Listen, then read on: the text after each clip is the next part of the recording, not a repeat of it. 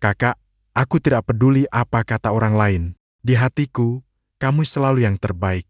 Kamu harus lebih sering memujiku, ya. Teman duduk sebelah yang sombong menantangku, dan setelah kalah, aku memaksanya berlutut sambil manja dan imut. Tak kusangka bertahun-tahun kemudian dia menjadi pewawancaraku. Hei, Ye Shuang, kau akhirnya berada di tanganku, ya. Tahun cinta murni itu, agar orang yang kupendam perasaannya mengingatku. Aku selalu mengendalikan nilai, membiarkannya menjadi selama 3 tahun penuh. Peringkat 2 kelas. Dia panik dan mendekatiku untuk berpacaran, mengacaukan semangatku. Aku tersenyum lebar, menerima, lalu membalas. Aku melangkah lebih dulu dan menolaknya. Berita baik, dia benar-benar tidak akan pernah melupakan berita buruk seumur hidup.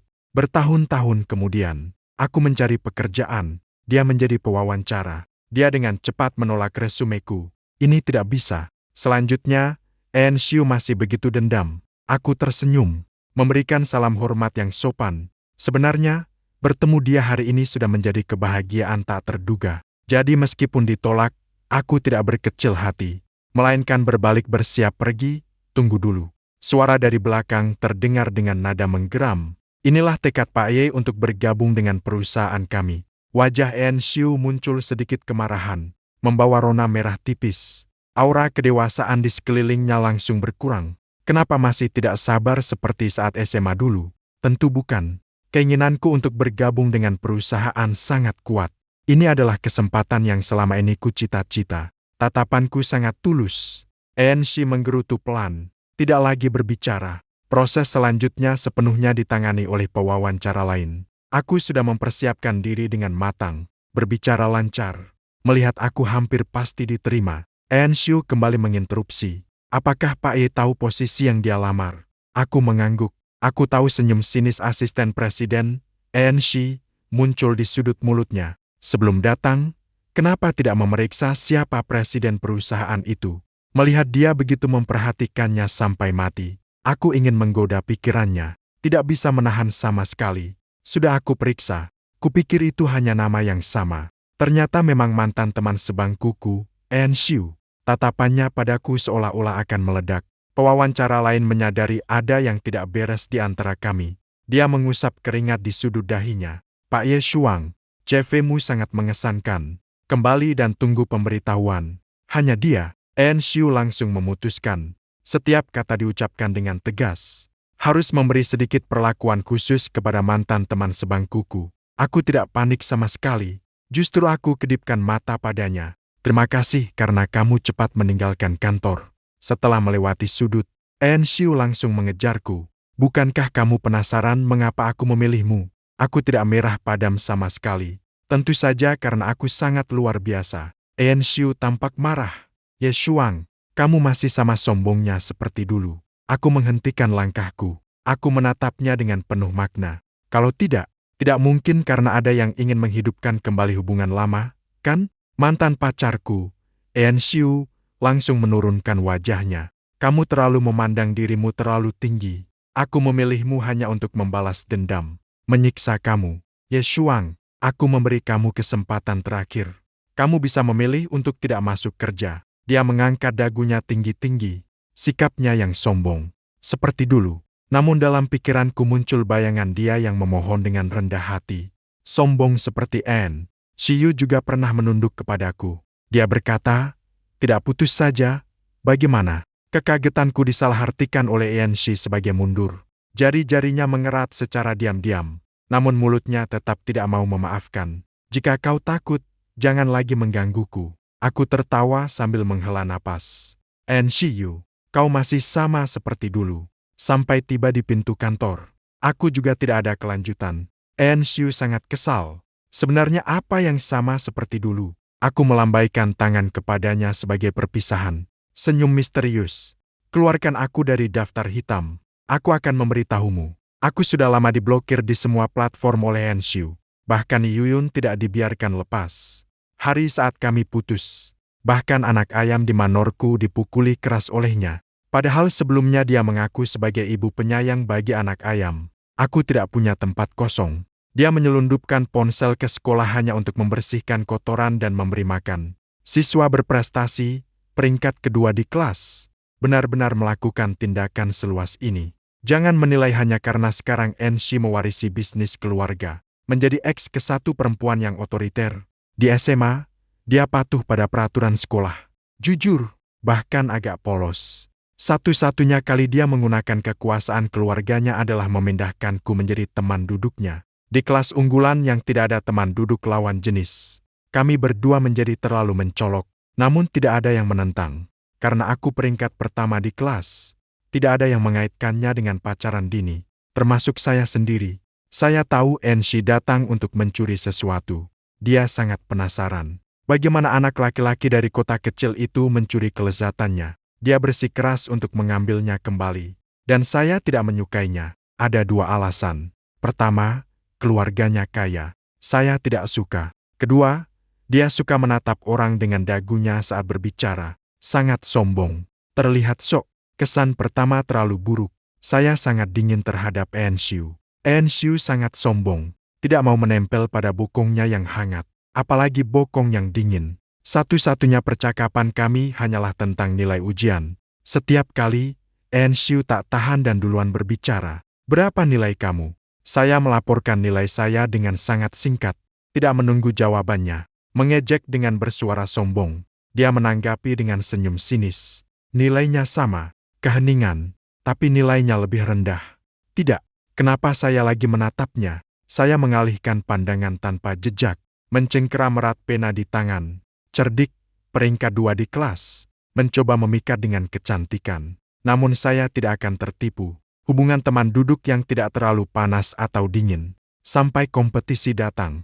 Di jalan kembali ke kelas setelah menyerahkan formulir pendaftaran. Enshiu membuka pembicaraan dengan agak bangga. Ye Shuang, kamu memang cukup pintar. Tapi kompetisi seperti ini tidak hanya membutuhkan bakat. Pengalaman juga sangat penting. Kali ini aku pasti bisa mengalahkanmu. Kualitas guru di kota kecil ini tidak begitu kuat.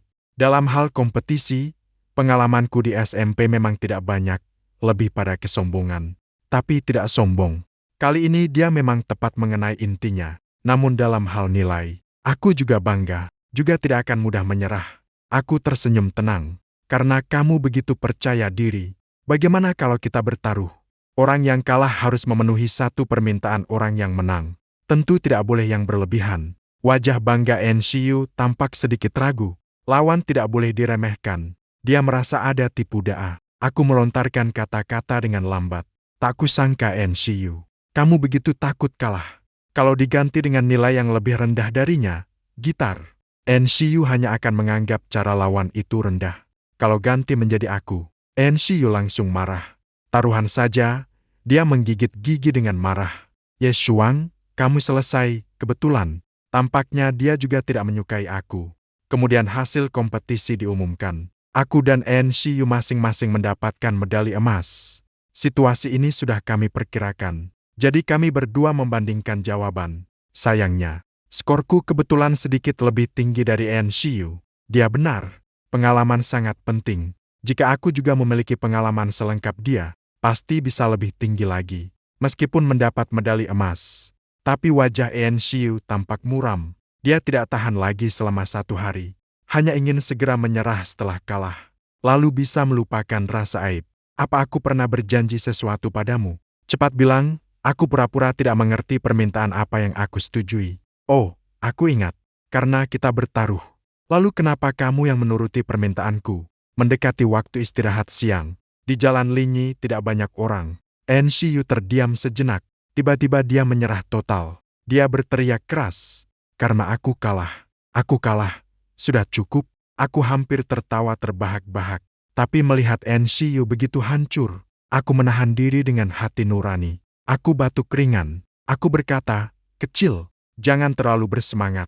Kamu memanggil siapa dengan kecil? Ulang tahunku 3 bulan lebih awal darimu. Enshiu benar-benar marah. Baiklah, baiklah.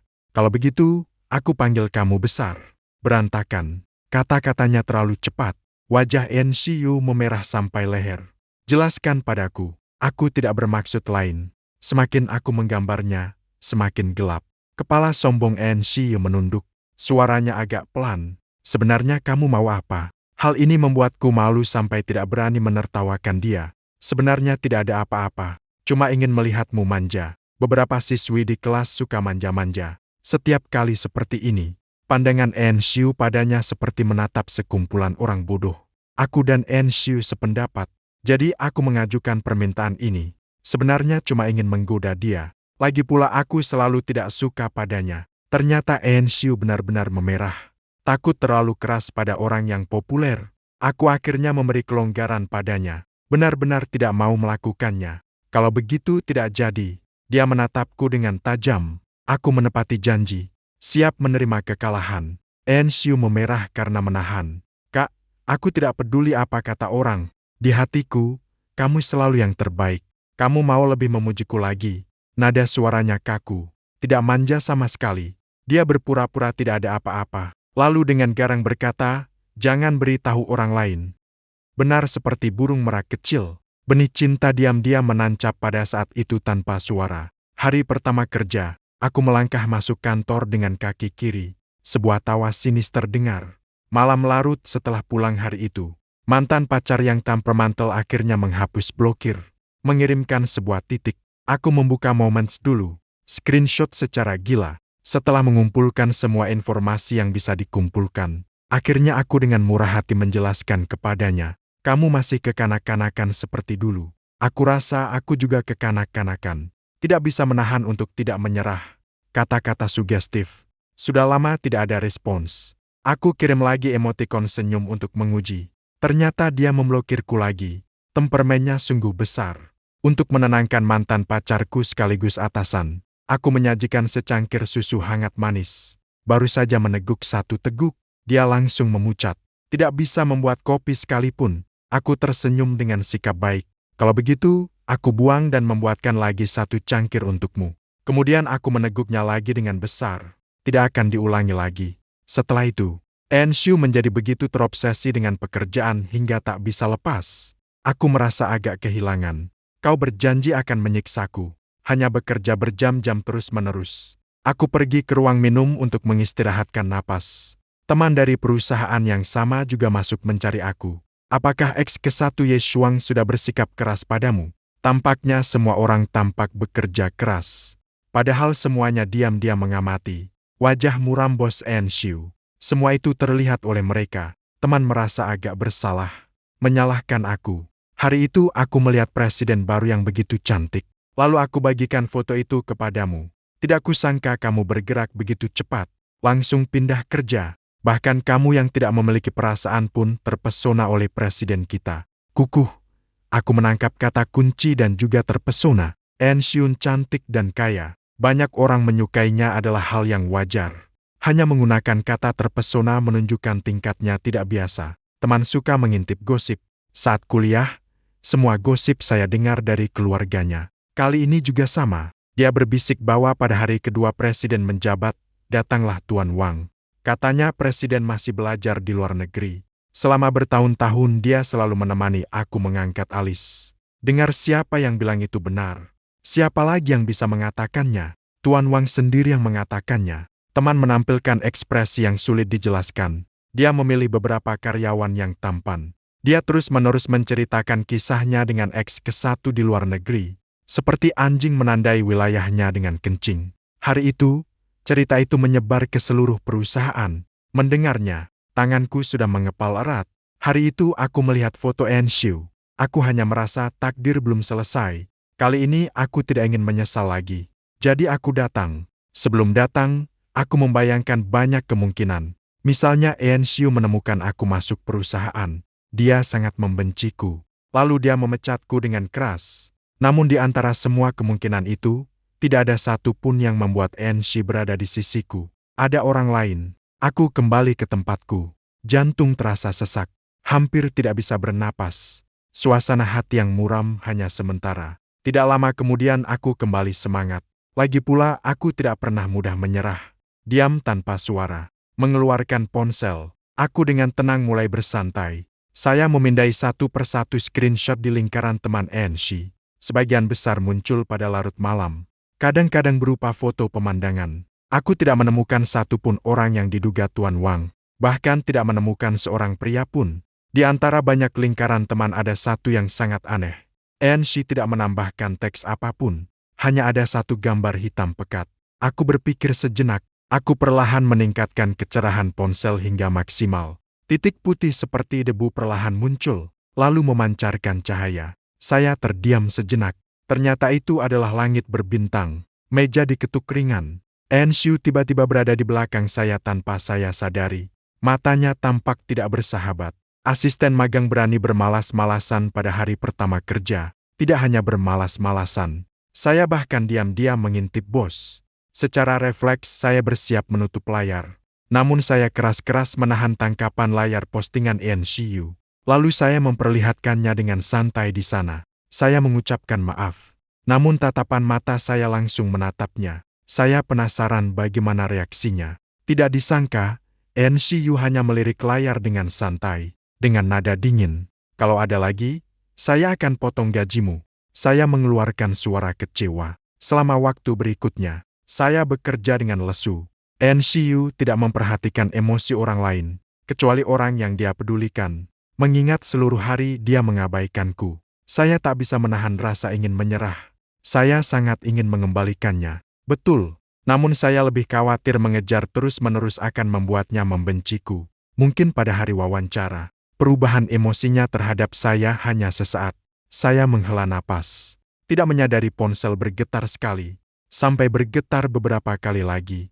Baru saya menyadari bahwa Enshu mengeluarkan saya dari daftar hitam.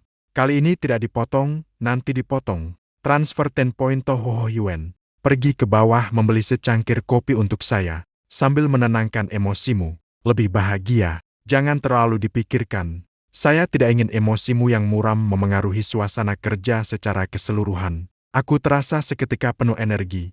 Dengan semangat, aku membalasnya dengan sapaan hangat. Selain kopi, ada lagi yang kamu butuhkan. Melalui sebuah tirai jendela berbilah, Enshu membalas dengan cepat.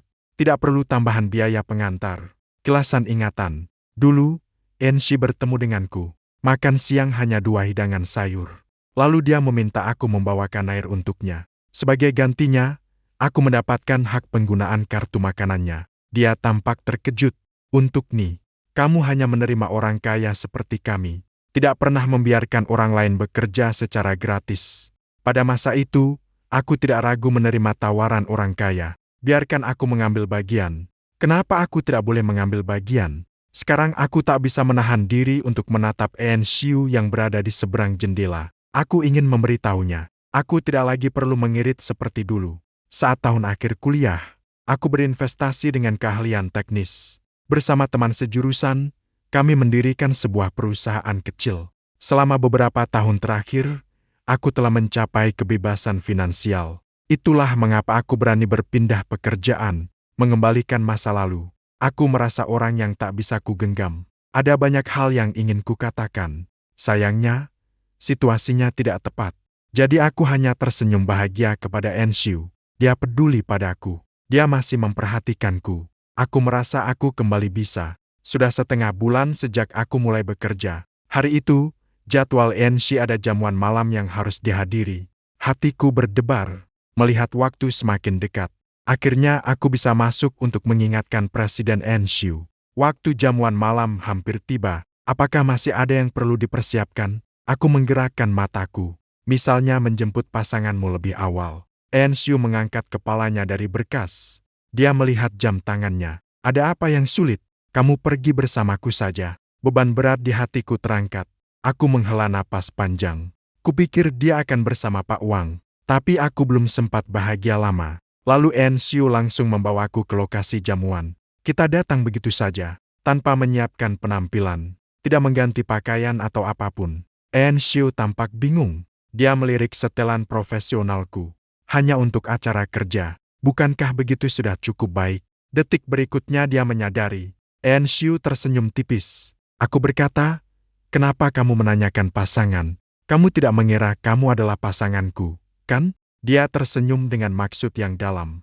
Itu adalah kebanggaan yang kembali dari mantan pacar ke kota ini. Berpikir berlebihan.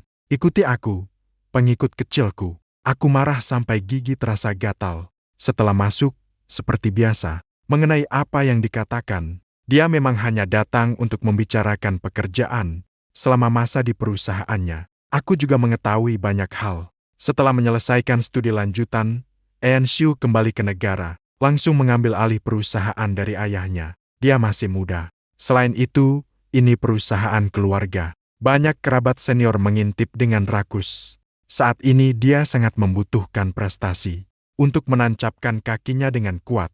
Setelah Enshu menyapa para senior, ia langsung mencari kepala perusahaan yang berminat bekerja sama untuk berbincang. Awalnya percakapan berjalan lancar. Sampai rekan di seberang itu, bos muda tampan, Bapak Rong, tiba-tiba mengucapkan sesuatu yang penuh makna. Mengatakan satu kalimat, Pak En sungguh muda dan berprestasi. Asisten di sisinya juga tampan luar biasa. Enshu memucat. Dia menutupku di belakangnya. Maaf, ada urusan mendadak. Kita pergi dulu. Aku di belakangnya memberi isyarat cepat kepada Guyan. Melihat Enshu akan pergi, aku buru-buru menahannya. Kami mengenalnya. Bercanda saja. Mata Guyan yang terangkat penuh dengan kepolosan. Pemilik bisnis memang sudah tampan. Kenapa Pak En jadi terburu-buru? Enshu dengan wajah serius. Kami sedang membicarakan urusan penting. Tapi kamu tiba-tiba menilai penampilan asistenku. Maaf, ternyata aku salah paham. Jadi memang sudah kenal. Enshu tidak hanya diam saja. Aku pikir itu pelecehan. Udara dipenuhi bau mesiu yang samar. Sampai suara pria memecah keheningan.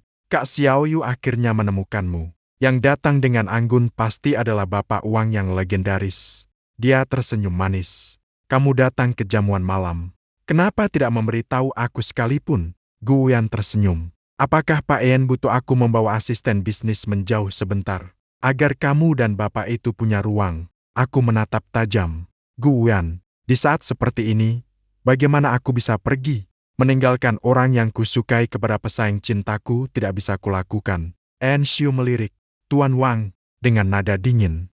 Kenapa harus berbicara denganmu? Aku tidak merasa kita harus melaporkan satu sama lain. Dia menarik lengan bajuku. Ayo pergi. Sebelum pergi, aku berbalik dan memberi isyarat kepada Guyan, tunggu aku. Lalu Guyan menekuk lehernya, dengan wajah penuh rasa bersalah. Namun Tuan Wang masih mengikut kami. Enshu mengabaikannya. Dia beralih mengobrol denganku. Bagaimana aku belum pernah melihatmu? Apakah kamu baru di sini? Aku mengangguk.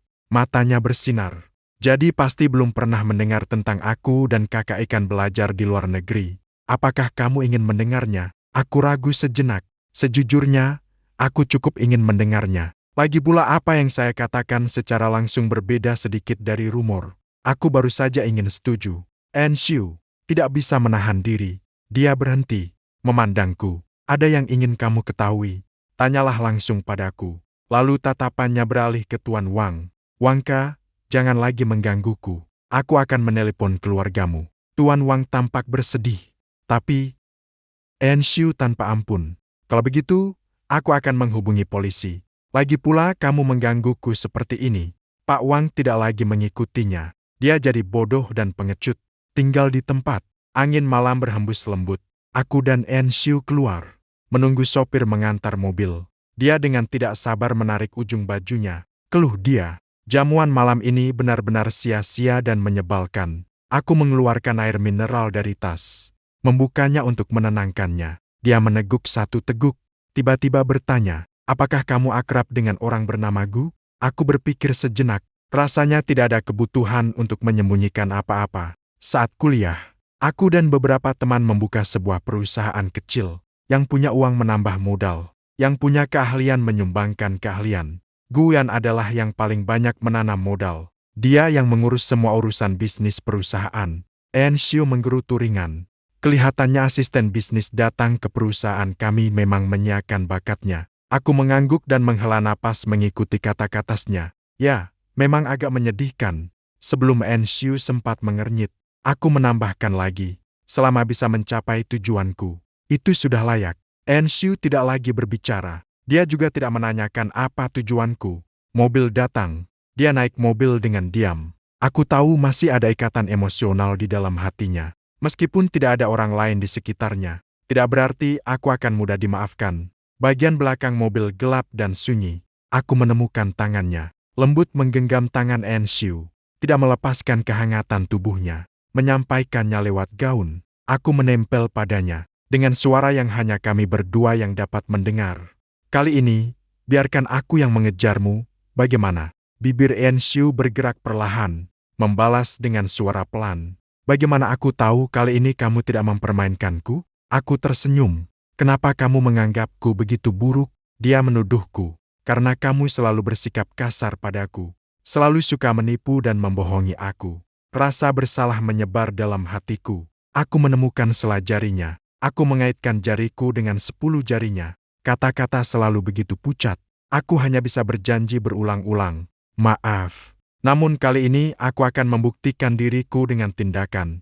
Kekhawatiran Enshu memang beralasan. Saat aku tidak menyukai dia, aku akan menggunakan segala taktik licik padanya. Dan ketika aku menyadari bahwa aku jatuh cinta pada Enshu, aku menjadi lebih buruk. Banyak sekali anak laki-laki yang menyukai Enshu, meskipun dia berucap tajam dan temperamennya buruk. Untuk menonjol di antara banyak anak laki-laki, aku menemukan taktik yang luar biasa kejam. Itu adalah mengendalikan nilai. Saat itu aku sudah kelas 2 SMA. Semua orang sudah terbiasa aku menduduki peringkat pertama kelas. Cocok menjadi peringkat 2 selamanya. Setiap kali, Enshu selalu selisih hampir 20 poin. Dia malas untuk melawan. Tidak lagi menantangku secara langsung. Saat aku meluncurkan taktik ini, jarak antara aku dan Enshu cepat menyusut menjadi kurang dari 10 poin. Saat nilai diumumkan, Enshu menepukku. Kamu sakit saat ujian? Aku merasa senang dalam hati. Tidak kusangka mengendalikan nilai bisa membuat Enshu peduli. Namun di wajahku tampak dingin. Tidak sakit, sudah terpisah. Bukankah wajar kalau jarak kami menyusut? Aku juga tidak ingin berpura-pura. Siapa yang membuat Enshu tidak menyembunyikan perasaannya pada cowok yang menyukainya? Kontrol nilai pertama kali. Enshu sangat senang. Dia bersemangat. Berjanji pasti akan mengalah kuku. Kontrol nilai kedua kali. Enshu merasa menyesal. Dia hampir menguasai semua soal. Menyesal mengapa tidak bisa dapat beberapa poin lagi. Ketiga dan keempat kali. Yang paling menegangkan. Aku hampir kosong. Hanya 1 poin lebih tinggi dari Enshu. Enshu menjadi gila. Dia di kelas musim panas memegangku dan bertanya kepada Shuang, apakah kamu sengaja mempermainkuku? Aku dengan wajah tak bersalah menolak mengakui mempermainkanmu. Aku tidak ada waktu. Aku harus belajar. Aku berbalik dan mulai tertawa pelan. Karena tidak bisa menjadi orang yang dia suka, maka aku menjadi bayangannya. Beberapa tahun kemudian, Enshu terbangun di tengah malam. Ternyata dia bermimpi tentang pria yang total nilainya 1 poin lebih tinggi darinya. Mengingat hal itu, aku tak bisa menahan tawa yang lebih keras. Dan aku tidak menyangka mengendalikan nilai bisa memberiku kebahagiaan tak terduga. Saat liburan, aku sering pergi ke perpustakaan. Aku suka suasana di sini. Kadang-kadang masih bisa bertemu Enshu secara kebetulan. Namun hari itu aku tidak bertemu dia. Aku juga tidak terlalu kecewa. Setelah keluar dari perpustakaan, aku pergi ke restoran hotpot di dekat sana untuk membantu, untuk mendukung kuliahku. Ayah menemaniku menyewa rumah di kota dan bekerja. Saat ada waktu, aku datang ke toko itu membantu membersihkan sampah.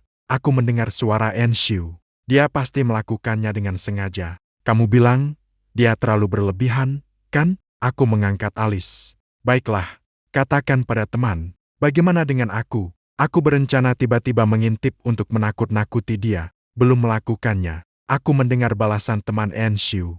Ini belum sulit. Kebetulan peringkat pertama di kelas kalian adalah seorang laki-laki.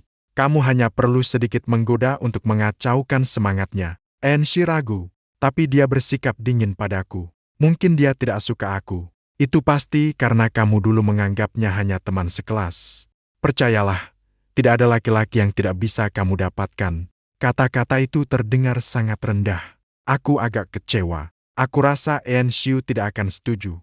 Ternyata Enshu menolak begitu saja. Itu terlalu berlebihan. Tidak boleh mempermainkan perasaannya. Kenapa kamu begitu keras kepala? Dia yang dulu mempermainkanmu. Enshu terdiam sejenak.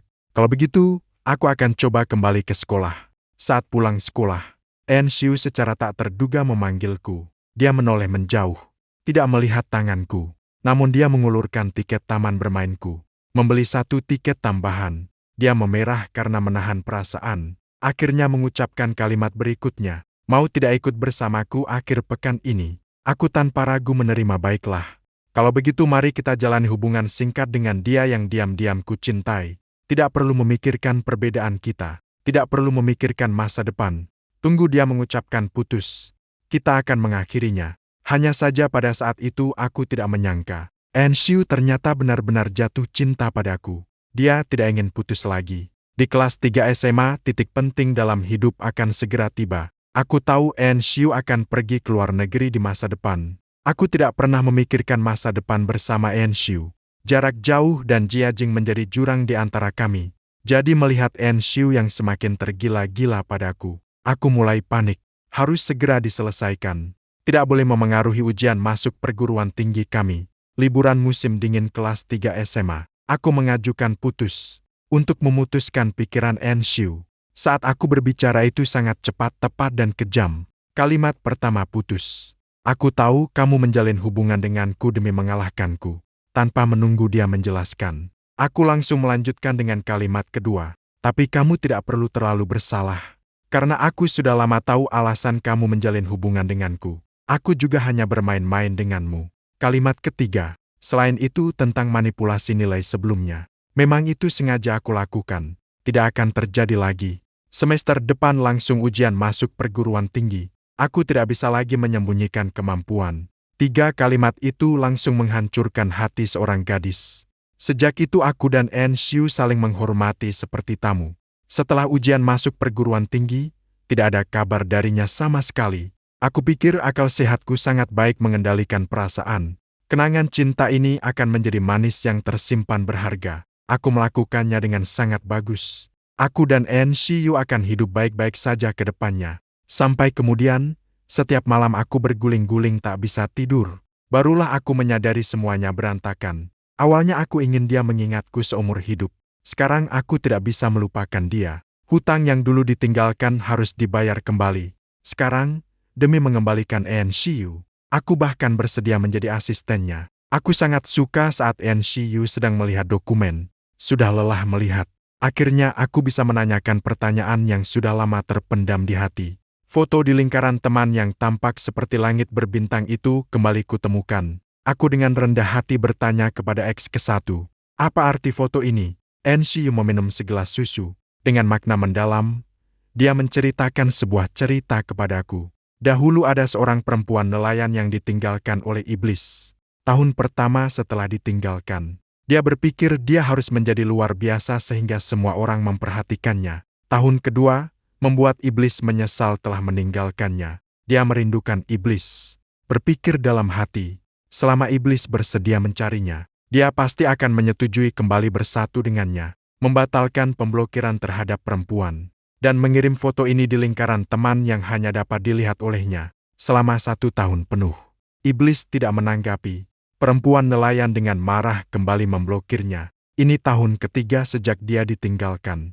Dia bersumpah jika dia bertemu lagi dengan iblis, dia pasti akan membalas dendam dengan keras, menyiksanya. Pertanyaan lembut dari Enshiu. Setelah mendengar cerita, apakah asisten presiden mendapat sesuatu? Mengerti, meminta kembali bersatu. Terlambat, tapi harus tetap bersemangat. Aku yang tidak suka melihat moments. Sebenarnya berapa banyak hal yang ketinggalan. Aku sangat tertipu. Langsung membuat keputusan. Di restoran presiden, secara tidak sengaja memesan 1 kursi tambahan. Setelah selesai kerja, mau tidak mau ikut dengan triknya yang begitu akrab. Enshiu menatap Ye Shuang dengan alis berkerut. Apakah kamu lagi ingin mengejakku? Aku berseru tidak bersalah. Lagi pula aku hanya pernah dikejar seperti ini. Aku tidak tahu trik lain. Enshiu tertawa sinis. Menenangkan siapa? Saat SMA, begitu banyak orang yang ingin mengejarmu.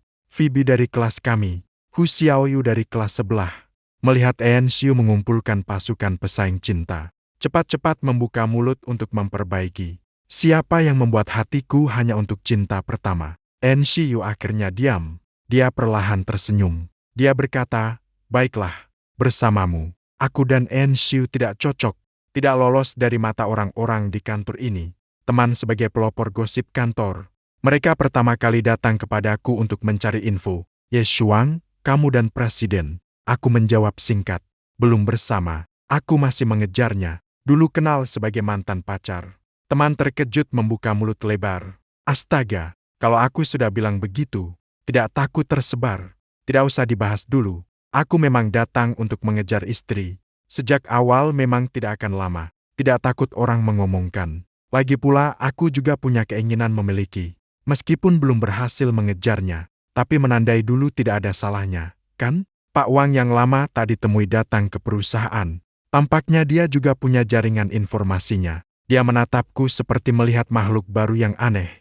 Jadi kamu mantan pacar kakak ikan kecil. Semangat orang yang suka mengintip di kantor sudah menyala. Enshi menutup tirai jendela, menutup pandangan yang ingin mengintip.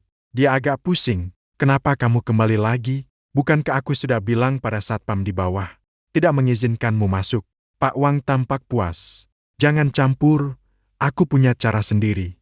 Setelah puas, dia kembali serius. Kakak ikan kecil, bagaimana kamu bisa kembali bersama mantan pacarmu? Bukankah kamu pernah bilang tidak kembali dengan mantan, hanya balas dendam? Wajah Enshiu tampak muram. Kapan aku bilang, jangan menyebarkan rumor? Pak Wang dengan serius mengutak-atik ponselnya untuk kami lihat. Jadi kamu yang mengatakannya. Itu juga hanya screenshot di Moments. Waktunya menunjukkan 7 tahun yang lalu. Lupakan dulu. Mungkin saat Enshiu malah tahun pertama kuliah. Mantan pacar. Aku benci kamu. Tidak ada rekonsiliasi di antara kami. Hanya balas dendam. Aku tidak bisa menahan tawa. Enshiu malah menatapku dengan muram. Pak Wang, sepertinya aku harus melaporkan ke polisi dan menangkapmu. Pak Wang mengangkat bahu. Dengan suara lemah berkata, harus banget kamu mau kembali dengan mantan pacarmu? Atau bisakah kamu bersamaku? Ini tugas yang diberikan keluargaku. Enshiu menolak dengan tegas. Jangan dipikirkan, tidak akan mengganggumu. Sudah karena ikatan antara dua keluarga. Bagaimana bisa ada saingan cinta yang begitu lucu ini? Pak Wang melihat tidak dapat berkomunikasi dengan Enshiu. Lalu beralih menyarankanku. Asisten Ye, jangan kamu kembali dengan kakak Xiaoyu. Kamu tidak bisa membantunya. Tapi keluargaku bisa. Aku tanya, ini juga diajarkan oleh keluargamu. Dia mengangguk. Aku menahan dorongan untuk menyentuh kepalanya. Tapi aku bisa membantunya. Kerjasama terbaru perusahaan yang baru saja disepakati berkat perantaraanku. Hari itu setelah Enshiu bertengkar dengan Guyan. Aku menegur Guyan. Akhirnya kerjasama itu selesai. Jalur yang semula terputus kini aku sambungkan kembali. Bagaimana tidak dianggap sebagai perantaraanku? Aku menasihatinya. Kamu masih harus mendengarkan kata keluargamu. Mungkin lebih baik kamu coba dulu mengambil alih perusahaan keluarga. Lalu cari lagi kakak Xiaoyu. Pak Wang menatap dengan harap-harap cemas ke arah Enshiu. Jadi aku akan mengambil alih perusahaan keluarga. Maka kakak Xiaoyu akan bersamaku, ya? Enshiu menjawab dengan dingin. Saat kamu sudah bisa mengambil alih. Aku sudah menikah dengan Ye Shuang. Pak Wang kali ini benar-benar sedih. Dia menangis sambil pergi. Aku menatap pernikahan Enshiu. Wajahnya perlahan menjadi merah. Namun dia tetap berusaha mempertahankan sikap. Kenapa tidak boleh? Aku tidak ingin menggoda dia lagi. Di dalam hati, aku hanya merasa Enshiu menyedihkan dan menggemaskan. Aku duduk di meja dan memegang wajahnya. Bagaimana kamu bisa begitu cepat memaafkanku? Enshiu berkata pelan. Aku sudah lama memaafkan manurmu. Anak ayam sudah aku rawat kembali sejak lama. Aku memang tahu kamu tidak pernah pergi melihat. Untungnya dari luar tidak terlihat apa yang terjadi di dalam. Baru aku berani menempelkan ciuman di wajah Enshiu. Maaf, berkat kamu yang bersuara untuk anak ayam. Mulai sekarang aku akan lebih memperhatikan anak ayam. Tentu yang lebih penting, aku akan lebih memperhatikanmu. Resmi kembali bersama Enshiu. Hari itu aku mengundurkan diri. Meskipun ada rasa berat di matanya. Namun dia tetap menandatangani persetujuan dan tidak lagi menahan pekerjaan. Asisten di sini menahan bakatnya. Aku tahu sebenarnya kamu tidak suka menjadi asisten. Dia waspada ketika kerja menjadi melelahkan. Tidak menyemburkan air liur ke dalam susu yang dia tuangkan untukku. Kan? Aku meliriknya. Kita kembali bersama. Aku juga menjadi tegar. Dengan alasan apa aku memberi hadiah kepadamu. Enshiu lagi merah. Ye Shuang, dari mana kamu belajar kata-kata ini? Aku tidak hanya mencium mulutnya beberapa kali. Kamu bilang ini hadiah, kan? Praktik menghasilkan pengetahuan sejati. Enshiu tidak dapat membela diri. Aku kembali ke markas besarku. Halo semuanya, aku kembali dari cuti. Semua orang gemetar ketakutan. Ada seseorang yang berani di kantor. Bergetar, dia mengangkat tangan. Dia memaksakan senyum. Bos, bukankah kamu mengambil semua cuti selama beberapa tahun sekaligus? Kenapa tidak istirahat lebih lama lagi? Aku tersenyum lebar. Tentu saja karena aku menyelesaikan apa yang harus kulakukan lebih awal. Aku melirik beberapa meja kerja orang lain. Aku tersenyum setengah senyum. Bagaimana progres proyek? Nanti tunjukkan padaku. Di kantor terdengar arangan kesedihan. Aku juga tidak ingin memaksa mereka terlalu keras. Aku beri kalian kabar baik. Beberapa waktu lagi, aku mungkin akan mengambil cuti pernikahan. Nanti aku traktir kalian minum di pesta pernikahan. Meninggalkan kejutan yang menggelegar. Aku pergi dengan senyum lebar. Ya, aku dan NCU memutuskan dalam beberapa hari nanti saling bertemu orang tua lalu langsung menikah. Aku tidak keberatan dengan usulan NCU. Harus mempercepat proses. Lagi pula kita sudah melewatkan bertahun-tahun. Sehari sebelum menikah, NCU masih lembur. Dia bilang setelah itu akan cuti. Harus selesaikan dulu pekerjaan yang bisa diselesaikan. Pada larut malam ketika aku menjemputnya, NCU sudah terlalu lelah dan tertidur. Dia tidur tidak nyenyak, alisnya mengerut, bibirnya bergumam sesuatu. Aku sudah siap. Tentu saja jawabannya mengalir lancar. Dia berkata Ye Shuang tiba-tiba teringat masa muda yang cerah. Tepat ketika NCU sedang frustrasi mengerjakan soal dan tidak bisa menyelesaikannya. Tiba-tiba dia mengucapkan satu kalimat. Ye Shuang baru saja kembali setelah mengambil air. Aku mendengar dan dengan penuh minat mendekat ke kepalanya. Aku bertanya kenapa dia membuatnya menjadi merah padam. Sekarang aku perlahan mengusap alisnya. Dengan suara lembut berkata, besok kita akan menikah. Aku akan selalu berada di sana saat NCU tertidur. Aku teringat cerita yang dia ceritakan kepadaku. Aku mencari kertas dan pena. Aku rasa itu adalah cerita yang belum lengkap. Jadi aku memutuskan untuk menuliskan akhir ceritanya di sini. Melanjutkan cerita tentang tahun ke-7 setelah ditinggalkan. Perempuan nelayan akhirnya kembali bertemu dengan iblis. Dia tidak tahu bahwa iblis itu juga selalu merindukannya. Meskipun perempuan nelayan berkata dia akan menyiksanya, namun ia tetap dengan mudah memaafkannya. Iblis bersumpah akan mencintai perempuan nelayan dengan sepenuh hati, tidak akan pernah meninggalkannya lagi. Mereka akan menandatangani perjanjian, agar mereka tidak pernah berpisah. Tahun ke-N setelah ditinggalkan, juga merupakan tahun ke-N ketika iblis dan perempuan nelayan kembali bersatu. Iblis dan perempuan nelayan yang menandatangani perjanjian itu hidup dan mati bersama. Mereka berdua kini beruban, di bawah sinar matahari yang cerah. Mereka berpegangan tangan. Sambil tertawa, mereka berjalan-jalan di jalan utama. Iblis dan perempuan nelayan menghabiskan sisa hidup mereka dengan bahagia seperti itu. Selesai.